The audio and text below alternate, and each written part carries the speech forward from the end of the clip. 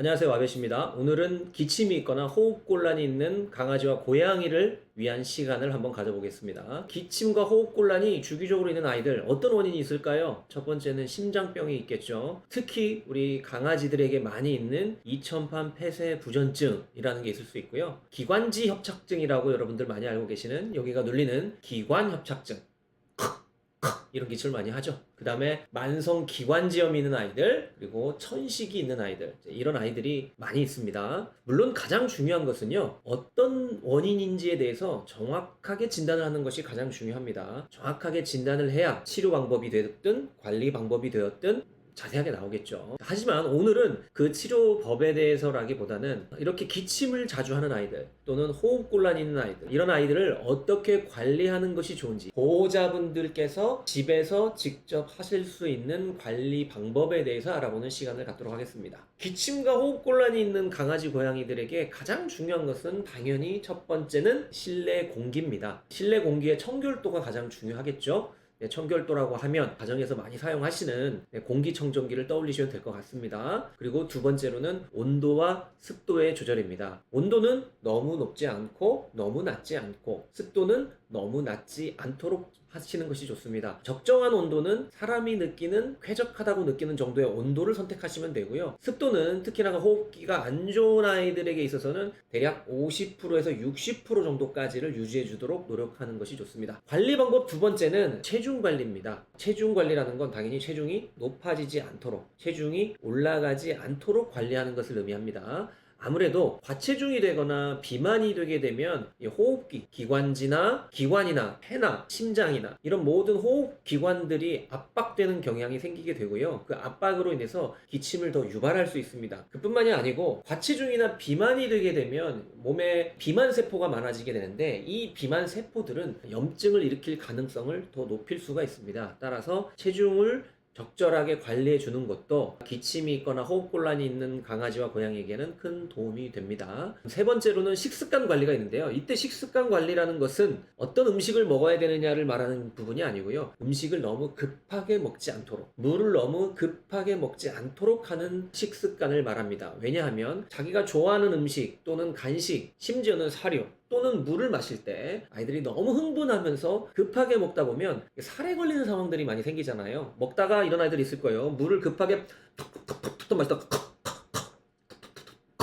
이런 아이들이 있을 거예요. 아무래도 기도를 통해서 음식이나 물에 입자들이 들어가기가 쉽고, 이런 것들은 기침을 더 유발하게 되고요. 기관지염이라든가 기관염 같은 것들을 더 악화시킬 수가 있습니다. 마지막으로 네 번째 관리 방법은 흥분도를 관리하는 건데요. 여러분들의 강아지나 고양이를 보았을 때 주로 흥분했을 때 기침하는 아이들이 많을 것입니다. 왜냐하면 흥분을 하면 심장이 빨리 뛰게 되죠. 호흡도 빨라지게 됩니다. 심장도 빨리 뛰어야 되고 호흡도 빨리 해야 되기 때문에 그 과정에서 기침을 유발하는 상황들이 많이 생길 수가 있습니다. 기침이라는 것은 하면 할수록 더 유발되는 경향이 있기 때문에 기침하는 그런 상황을 최대한 만들지 않도록 하는 것, 이게 상당히 중요한 부분이라고 보시면 될 것 같습니다. 자, 오늘 제가 추가적으로 여러분들한테 말씀드리고 싶은 것은 환자들을 위한 내용일 수가 있습니다. 기관협착이 있거나 심장병이 있거나 천식이 있거나 만성기관지염이 있어서 약물 치료를 하고 있습니다. 아니면 주기적으로 동물병원에 가서 모니터링 검사를 하고 있습니다. 이런 아이들에 해당되는 내용일 수 있는데요. 오늘 제가 이 산소 발생기에 대한 얘기를 조금 해드리려고 합니다. 산소 발생기라는 것은 무엇이냐면, 공기 중에 있는 산소를 이 기계가 흡입을 해서 기계에서 이 산소의 농도를 높여서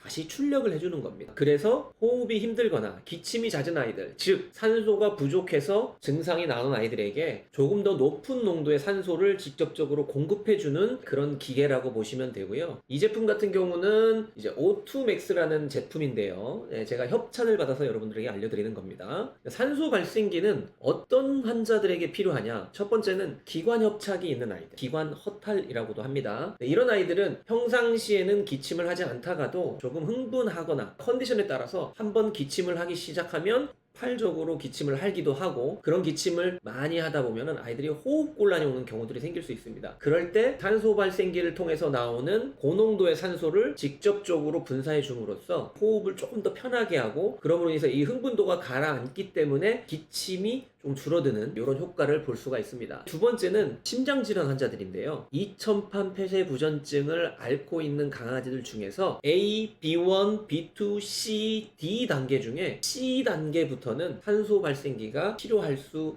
있습니다. C 단계라고 하는 것은 언제든지 폐부종 상태가 올 수 있고 언제든지 호흡곤란이나 호흡 발작이 올 수 있는 상태를 말하기 때문에 C 단계부터는 산소 발생기를 구비하였다가 아예 호흡이 거칠어지거나 기침이 조금 심해지거나 할 때는 산소를 분사해 줌으로 인해서 증상을 조금 완화시켜 줄 수 있습니다. 천식 환자들도 마찬가지인데요. 특정한 상황일 때 기침을 많이 하거나 호흡곤란이 오는데 산소를 공급해 줌으로써 증상을 완화시켜 주는데 도움이 될 것 같습니다. 심장병 을 앓고 있는 강아지들 중에서 C단계 이상인 아이들 같은 경우는 약을 복용하면서 관리하는 중에도 아이들의 컨디션에 따라서 호흡이 좀 힘들어지고 밤에 잠을 못 잘 정도로 기침을 하는 그런 상황들이 존재할 겁니다. 그럴 때마다 아이들을 데리고 24시간 응급병원에 가게 되면 결국은 산소 치료를 하거나 이뇨제 치료를 하거나 하겠죠. 물론 아주 위급할 때는 당연히 그래야 되지만 이런 일들이 경미하게 자주 있는 경우라면 집에서 산소 발생기를 통해서 산소를 공급해 줌으로써 증상이 조금 호전이 되는지를 체크해 보는 것도 괜찮은 방법이라고 생각이 됩니다. 이 제품은 이제 기존 공기를 흡입해서 기존의 공기 중에 있는 산소를 고농도로 변환시켜주는 기계라고 생각하시면 될 것 같습니다. 이 오투맥스 기기의 특징을 말씀드리면 유량에 따라서 산소의 농도가 다르지만 적은 유량 2리터 유량으로 했을 때는 90% 농도의 산소를 제공을 합니다. 그리고 지금 이 디지털 디스플레이가 있어서 상당히 직관적이고요. 그 다음에 여기 보시면은 여기가 이제 산소가 나오는 유입구고요. 여기는 뭐냐면 네블라이저처럼 네블라이저 치료를 할 수 있는 분무 기능이 있는 곳입니다. 여기에다가 이 노즐을 장착을 하고요. 한번 작동을 시켜보겠습니다. 뒤에 전원 버튼이 있고요. 물리 버튼을 켜보면 그다음에 여기 디스플레이에 전원 버튼을 온 해보면요. 소리가 들리실 거예요. 이 정도의 소음입니다. 자, 이 노즐을 통해서 지금 고농도의 산소가 나옵니다. 제가 직접 맡아보면요. 고농도의 산소가 느껴집니다. 어떻게 하냐고요? 저희는 병원에서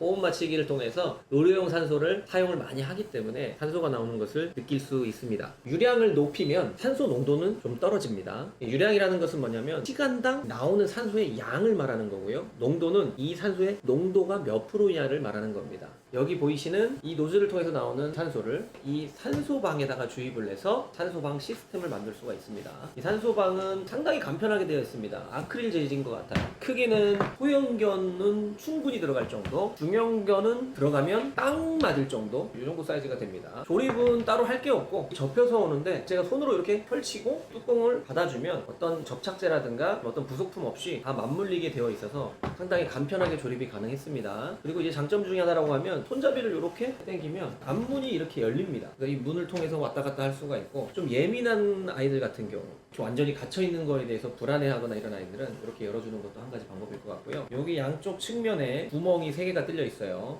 위에 정중앙에도 구멍이 1개가 뚫려 있습니다. 이 구멍은 이 안에다가 산소를 공급했을 때 호흡 구멍이라 그래서 아이가 숨을 쉬면 산소를 받아들이고 이산화탄소를 배출을 시켜야 되잖아요. 배출구라고 보시면 됩니다. 산소방을 만들 때는 이 기계에서 나오는 산소 노즐을 여기 위에 구멍에 넣어주시거나 옆에 있는 구멍에 이렇게 넣어주시면 내부의 산소 농도가 올라가는 효과를 갖게 될 것입니다. 참고적으로 제가 좀 팁을 드리자면 산소방을 만들기에는 이 유량이 지금 2리터의 90%로 만들려면 아마 여기에 산소에 채워지는 속도랑 또 배출되는 속도랑 비교했을 때 고농도의 산소가 충분하게 채워지기 어려울 가능성도 있을 것 같습니다. 유량이 그렇게 크진 않기 때문에.